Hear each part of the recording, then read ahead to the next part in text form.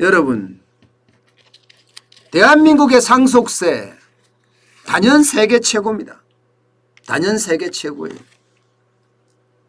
일본이 55%로 많다고 이야기하지만 우리는 최대 제주 할정까지 포함을 하면 우리가 50%에다가 할정료 20%가 더 붙어서 그렇게 합치면 60%거든요.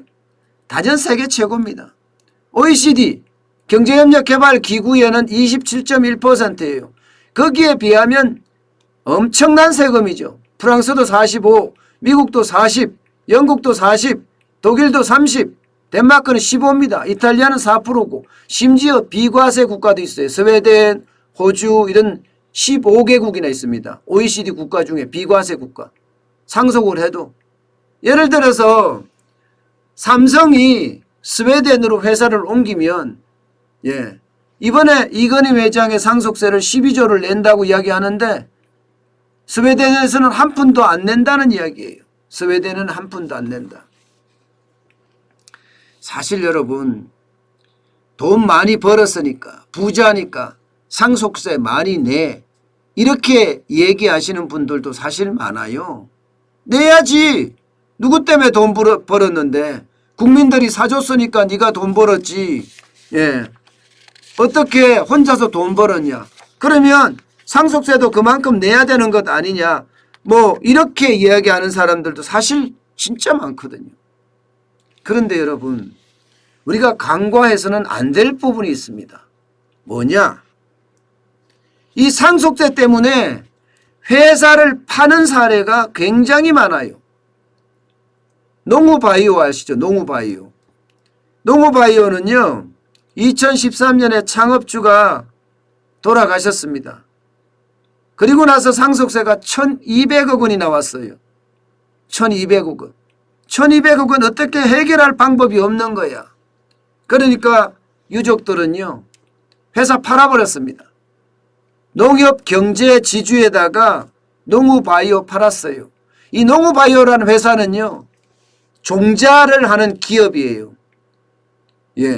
아마 대한민국에 유일하다 이야기할 정도로 종자기업 중에서는 굉장히 경쟁력 있는 기업이었습니다. 그런데 어떻게 됐어요? 지금은 창업자 가족들이 지금 가업을 못 지키고 넘어갔잖아요. 어디 그뿐인 줄 아세요? 37이라고 아시죠? 손톱깎이. 손톱깎이 세계 1위 기업입니다.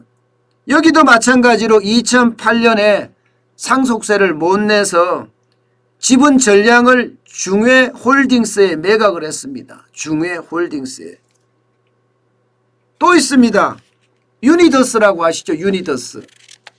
유니더스는 세계 1위 콘돔 생산업체입니다.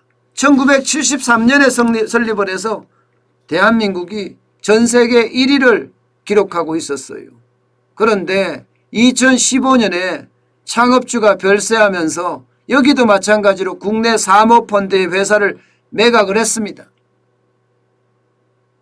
그러니 가업을 지키지 못한다는데 여기에 큰 문제점이 있다는 이야기죠. 가업을 지킬 수 있게끔 상속세에 대한 어떤 개편도 필요하다 이런 이야기를 합니다. 여러분 이걸 한번 보세요. 명목 GDP 대비 상속세 부담이 대한민국이 엄청나요. 0.4%나 됩니다. 0.4%. OECD 평균이 0.1%예요. 우리는 모든 게 문재인 정부 들어와서 선진국하고 같아졌어요. 선진국하고. 선진국하고.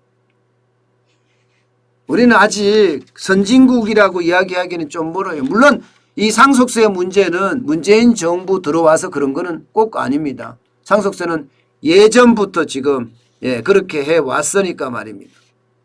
그런데 여러분 이게 잘 봐야 돼요. 뭘 잘 봐야 되느냐. 중소기업, 중견기업은 상속세 부담 때문에 회사를 파는 사례까지 나오니까 이제 중소기업이나 중견기업은 국내에서 못 있겠다. 해외로 나가야 되겠다. 그래서 해외로 점점 나가고 있다는 사실이에요. 2016년에요. 68억 800만 달러였습니다. 7조 5,400억 원이 중소기업이 해외로 나갔어요. 그런데 2019년에는요. 154억 2천만 달러입니다. 17조 900억 원이 해외로 나가고 있다는 거예요.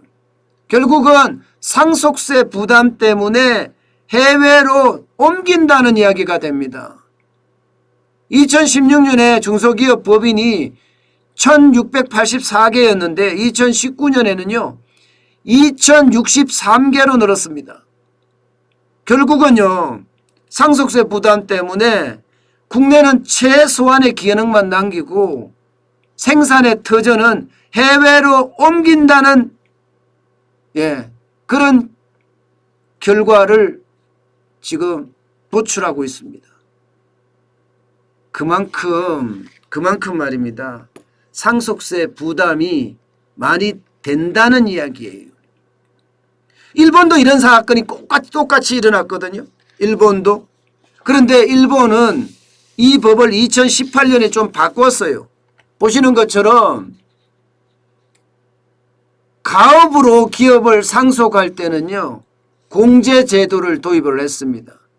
지금 대한민국은 중소기업 평균 매출액 3천억 미만일 경우에 아직까지도 100% 유지를 하고 있지만 지금 일본은요. 비상장 중소기업이나 근로자 수가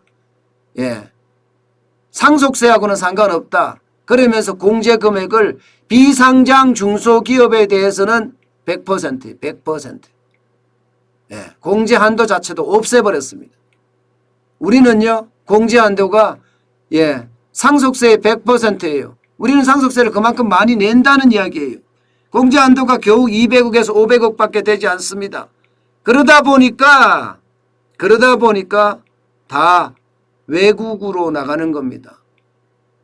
그런데 일본은 이렇게 하고 나서부터는요.